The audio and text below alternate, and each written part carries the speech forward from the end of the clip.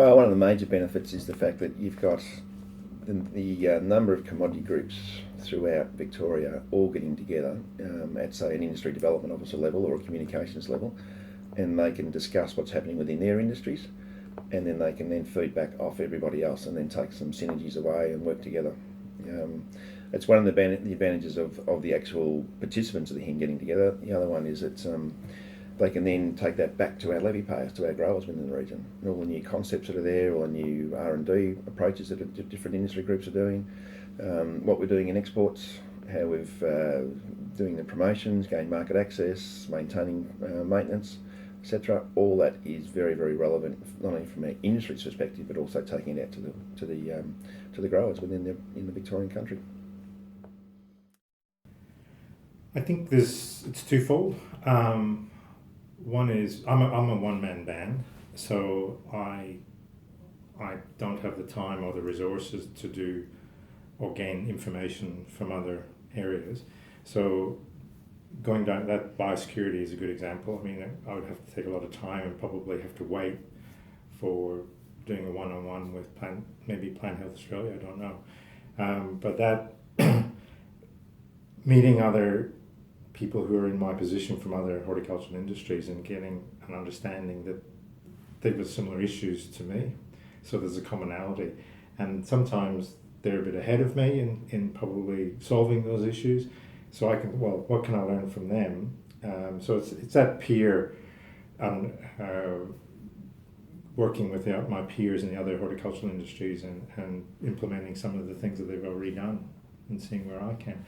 But the other thing I think is really important is getting a better understanding of where the Victorian Department is going, because you can read nice glossy brochures, but when you actually have a one-on-one talk in a group with some of the policymakers, you can say, oh yeah, that does make sense, and where does our industry fit with that? And likewise, the converse is the policymakers can get a better understanding of where our industries are going, not only at a state level, but at a national level. Okay, I'd say the main benefits are actually the network with the other industry people, an opportunity to share ideas and just sort of know who's who working with the other industries, so when you do need some other info, you know who to go to. Yep.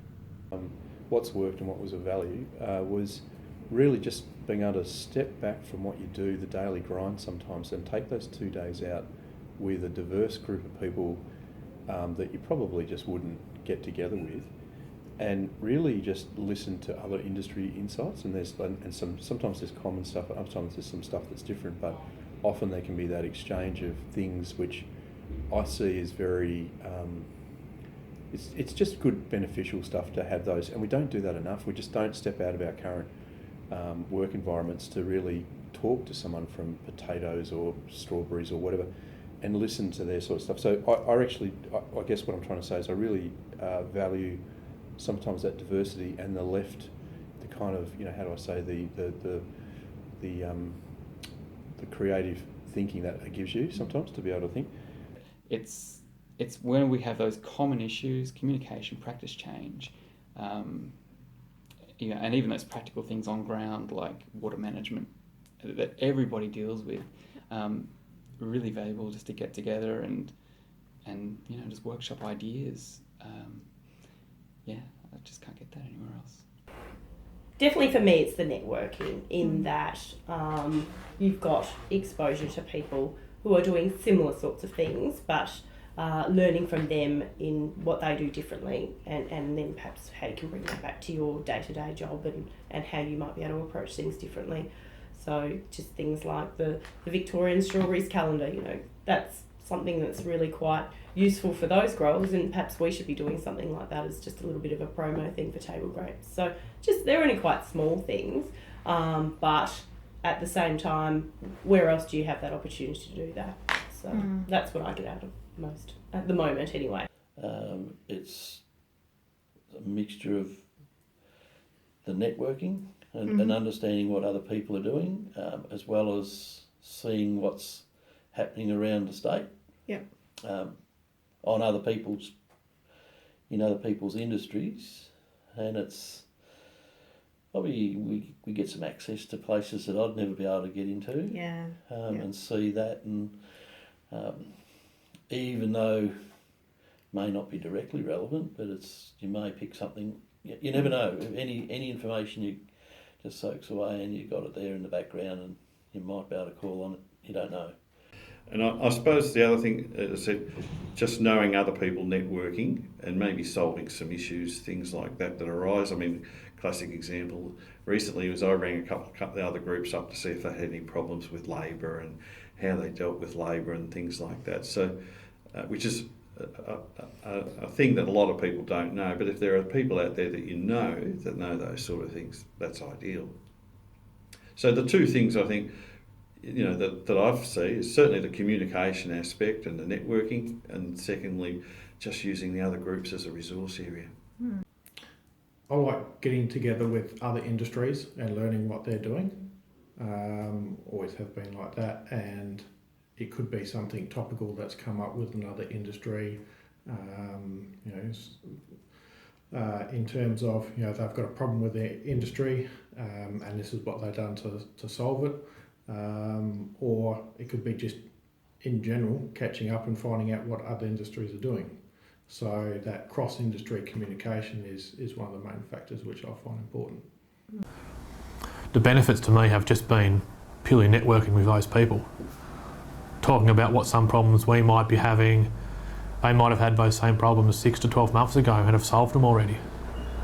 It seems to be the networking that seems to be the big key take home out of a whole HIN program for me. It could provide, it really needs to keep on with that networking, keep giving us the opportunity to network with each other, but probably even network wider within the department and key people within the department that can solve issues we may be having.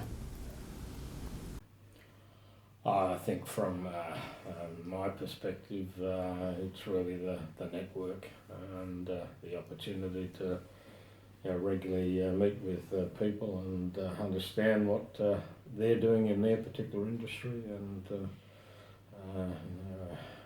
be able to give information about what we're doing as an industry. So that exchange of information and trying to learn a little bit from each other.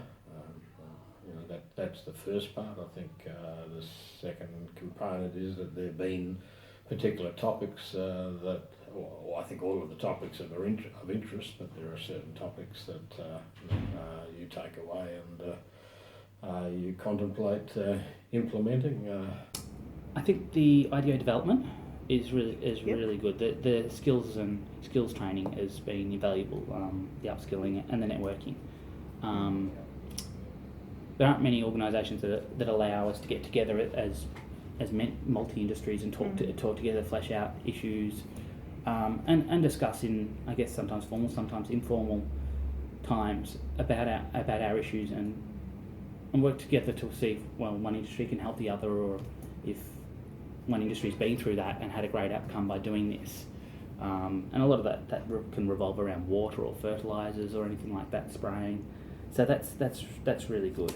And I guess in broader policy areas like Plant Health Australia and biosecurity, I think there's real value in what's happened at HIN with a bit of training, but also that to me is a reminder we've got significant obligations under our membership of PHA and the emergency plant pest response deed that sometimes I think we forget a bit about, and we need reminding about. There's a series of us that have got different roles, and one of those is the IDO as a liaison officer, I think is the description, if there's an outbreak of concern to our industry. So it's useful in terms of whatever training, but also reminding us as industry bodies and members of Plant Health Australia in at least with that policy area.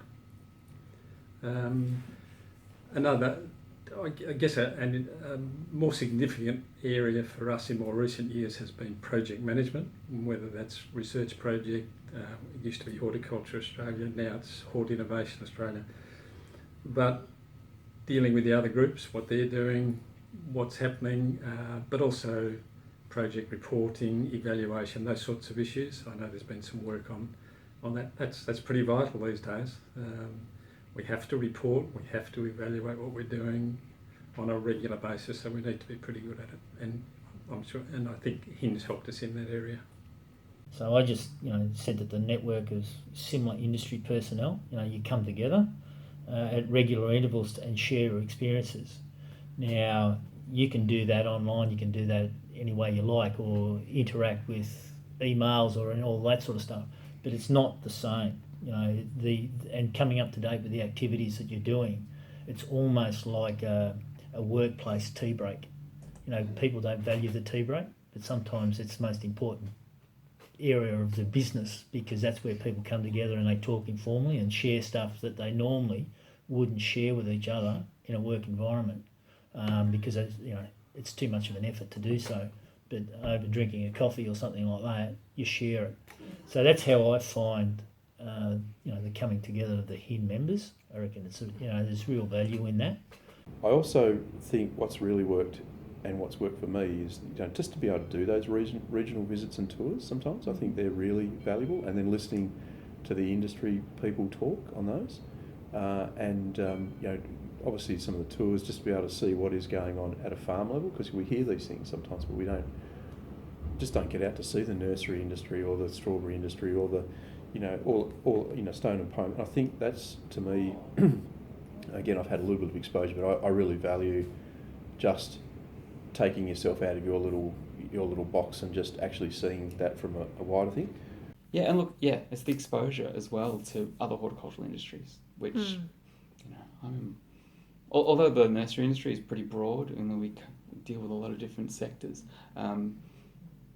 even though those industry-specific things I might not necessarily get something hard and fast out of, I'm learning about how maybe our industry could better interact with these other horticultural industries too.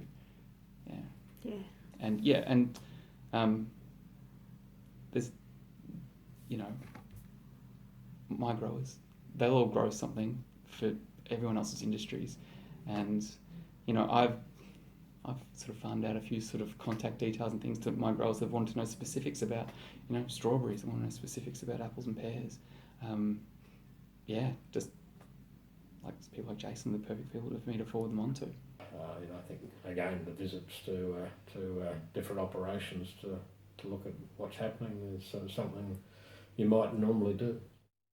I mean, I just said facility draws small niche, large horticultural associations together, gain knowledge, skills and benefit all horticultural industries. There's two-way feedback. This is where I see the program. Provides resource, expertise, forum, develop, encourage innovation, dissemination, communication, disaster response, training in horticultural management and practices.